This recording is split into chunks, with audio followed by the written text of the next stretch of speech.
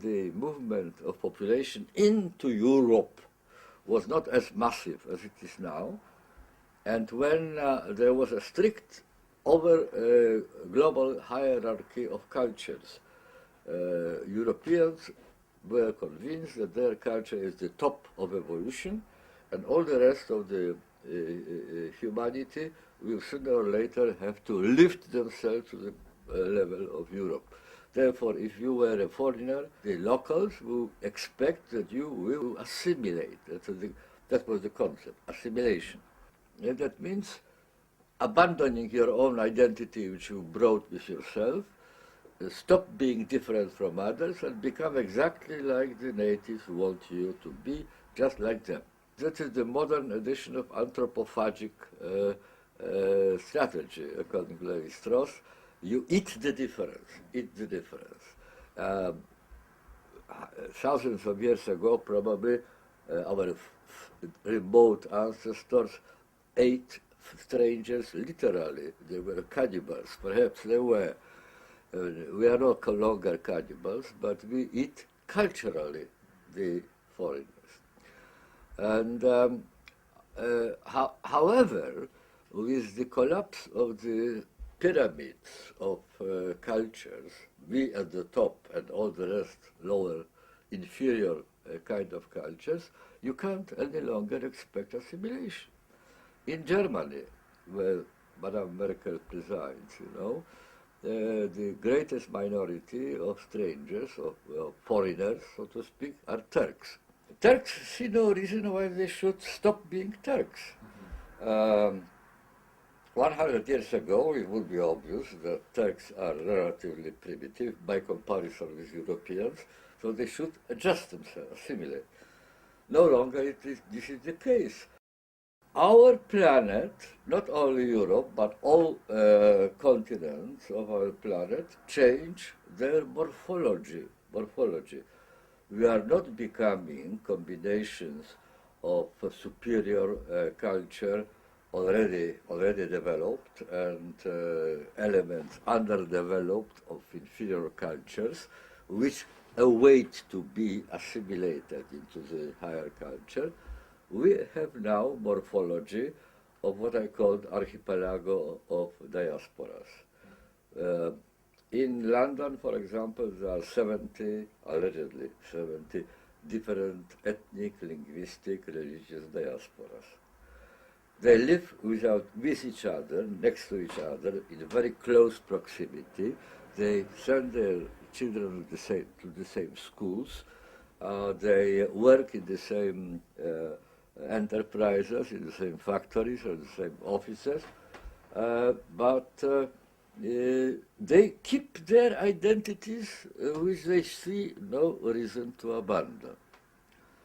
Therefore, when you say multiculti is dead, what is probably meant is that it is here to stay. The multiplicity of ways of life is here to stay. It is not a temporary irritant, as our ancestors were convinced that it is.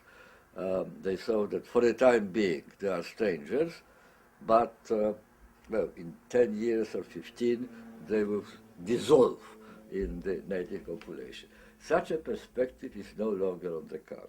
The great challenge which stands in front of us in all continents is to learn the very difficult art of living permanently with difference. I think we are in a transition period. I call it interregnum. A situation when the old ways of dealing with problems, old ways of doing things already do not work, but the new ones have not been yet invented. The problem of living with strangers was for thousands of years resolved with the help of anthropoimic strategies. They are no longer available. And if they are no longer available, we must create new strategy, but we haven't yet. Xenophobic thought, I think it is a passion, it is a frenzy, it is a craze, which is temporary. It doesn't necessarily relate to the same issue. Uh, when the situation is very, very complex, it is natural tendency among people to try to simplify it, to reduce the complexity to just one target. The question is not confrontation of religion in this case. The question is, as I repeat what I said before, adjustment to living permanently with difference. It doesn't matter what sort of difference. It could be religious difference, it could be linguistic difference, it could be way of life, style of life. But the problem is how to separate peaceful and beneficial living togetherness from the requirement of becoming identical with each other. Homogeneity. People were afraid, expected globalization to homogenize cultures. It is not happening. Globalization is as much unifying as it is dividing and creating new differences. We live at the moment in a very difficult time because it is a time of transition. The world 40, 50 years ago was very different than it is now, and we didn't have opportunity, we didn't have chance, we didn't have necessity to learn this art which is needed now. Hannah Arendt once praised Lessing. Lessing was one of the pioneers of German Enlightenment. She praised him not only for being one of the first, or perhaps even the first to say, look, don't have any illusions, differentiation of humanity will be eternal. There will be never, the merger, the blending of cultures, the melting pot. It won't happen. The differences are here to stay. He was very, very pleased that differences are here to stay, because he was convinced that what makes us this very curious species. Humans are a transgressive species who constantly go beyond the established boundary, which are intrinsically creative, which are not as they are, but are always becoming something else.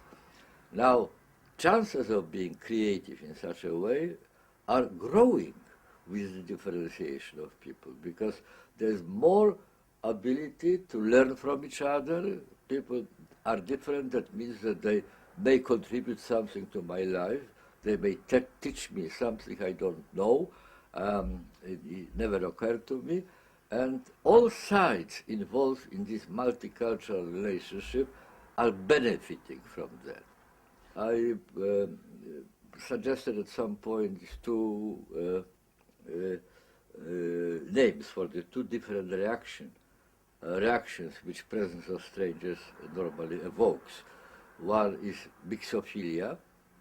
We enjoy variety. Everybody enjoys variety, and that's inborn tendency in every human being. The other reaction which is evoked by presence of strangers is mixophobia. I don't know how to read his behavior. I don't know what he will do next.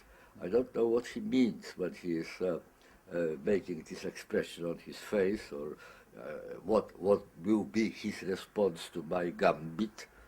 That's the mystery to me. I feel underinformed, ignorant. And ignorance, if one feels one's ignorance or one's impotence, then one feels also fear.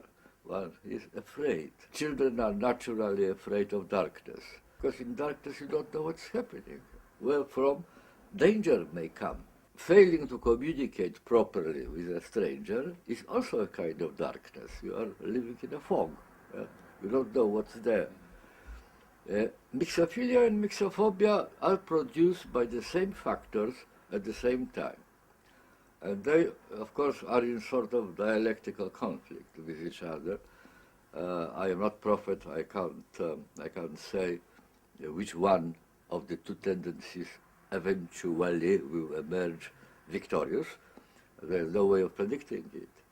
But I believe that thinking about the issue, coming together, trying to come to some sort of inventive, ingenious solution may do quite a lot to mitigate these fears which are aroused by the presence of strangers.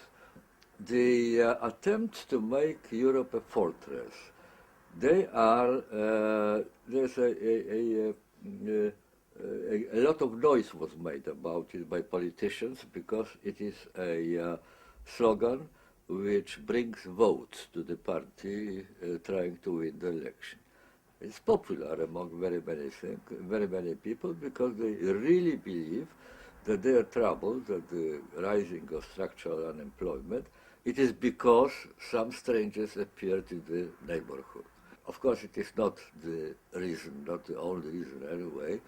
The reason is that the new mobility of capital can easily, if it finds local workers, local labor, to stubborn production move to other countries where labor is cheaper and trade unions do not exist and they don't go on strike.